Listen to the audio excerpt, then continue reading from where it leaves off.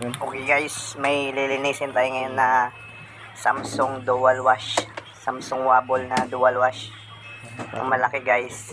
Huwag yung ano dyan, puti dyan. Malaki na Samsung. Yan, tinanggalan natin yung pinaka-top cover niya. May balintang. So sunod natin natanggalin guys yung Na. itong pinaka nut niya sa drum. Gagamit tayo ng impact wrench guys, yung heavy duty. Yan. Sa malaking nut sa gitna.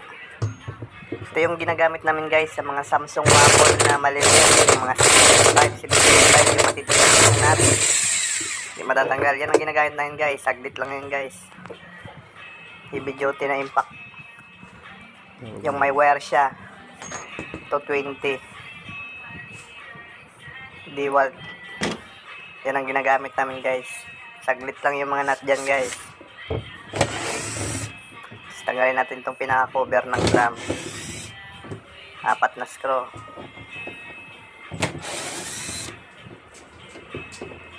Ito guys, 6 years na daw ito na hindi nalilinis, sabi ng customer.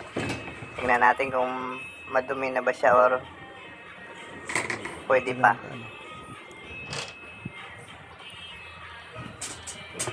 Pag natanggal yan guys, yung pinaka-drum niya mismo, uga-ugain nyo lang yan guys. Uga-ugain nyo lang hanggang lumuwag siya, tapos iangat nyo na. Yan guys, yan yung dumi niya guys, oh. Sa drums. Ito naman sa drums niya na plastic. Yan. Hindi pa siya masyadong madumi. Sakto lang. Yan, yan nalinis na siya. Pati yung drums niya stainless yan, kitang-kita ng maputi. Yan guys, nakatesting na yan. Goods na yan.